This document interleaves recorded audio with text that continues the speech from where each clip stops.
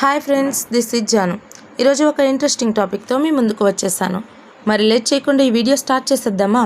Bharat cricket చరిత్రలో అత్యుత్తమ కెప్టెన్గా పేరొందిన ఎంఎస్ ధోని ఓ సందర్భంలో సచిన్, సెహ్వాగ్ను టీమిండియా నుంచి తప్పించేందుకు ప్రయత్నించారు.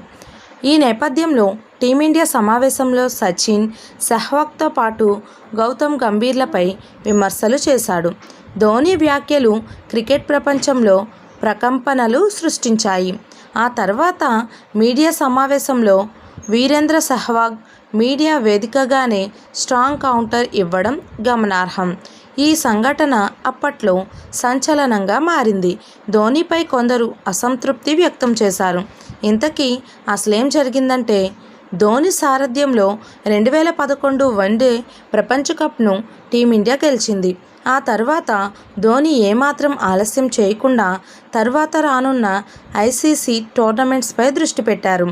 ఈ క్రమంలో జట్టు పెను మార్పులను చేయాలని నిర్ణయించుకున్నాడు. ఫీల్డింగ్లో చురుకుగా ఉండట్లేదనే కారణంగా సెహ్వాగ్, సచిన్తో పాటు గంభీర్ని క్రమంగా జట్టు నుండి తప్పించాడు. రొటేషనల్ పద్ధతిలో మాత్రమే అవకాశం ఇచ్చారు. దీని గురించి మీడియా సమావేశంలో ఓ విలేకరి ధోనీని ప్రశ్నించారు. దానికి ధోని కాస్త ఘాటు బదులిచ్చారు. సచిన్, సెహ్వాగ్, గంభీర్ ఫీల్డింగ్లో చాలా రిలాక్స్గా ఉన్నారని, ప్రత్యర్థి బ్యాటర్లు ఈ ఫీల్డర్ల వైపు బ్యాటింగ్ చేస్తూ సునాయాసంగా పరుగులు తీస్తున్నారని ధోని అన్నారు. అయితే ఆ తర్వాత మ్యాచ్లో సెహ్వాగ్ డైవ్ చేస్తూ మెరుపు క్యాచ్ పట్టాడు. అనంతరం మీడియా సమావేశంలో సెహ్వాగ్, నా క్యాచ్ చూశారా, స్లో ఫీల్డర్ అని ఎలా అంటున్నారో ఇప్పటికీ తెలియదు అని పేర్కొన్నాడు. ఈ వివాదంపై కొన్నాళ్ల పాటు తీవ్రంగా చర్చ సాగింది. అనంతరం క్రమంగా సీనియర్ జట్టులో చోటు కోల్పోయారు. ఓపెనర్లుగా రోహిత్ ధావన్, శిఖర్ ధావన్ స్థిరపడ్డారు.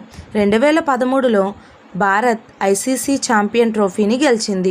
అయితే 2015 వన్డే వరల్డ్ కప్లో సెమీఫైనల్లో టీమిండియా నిష్క్రమించింది. ఆ తర్వాత 2017లో ధోని అన్ని ఫార్మాట్ల నుంచి కెప్టెన్సీ తప్పుకున్నారు. మీలో ఎంతమందికి ఈ విషయం తెలుసో కింద కామెంట్స్లో నాతో షేర్ చేయండి. ఈ వీడియో కనుక మీకు నచ్చినట్లయితే లైక్ చేయండి, షేర్ చేయండి. This is Janu. Thank you for watching this video.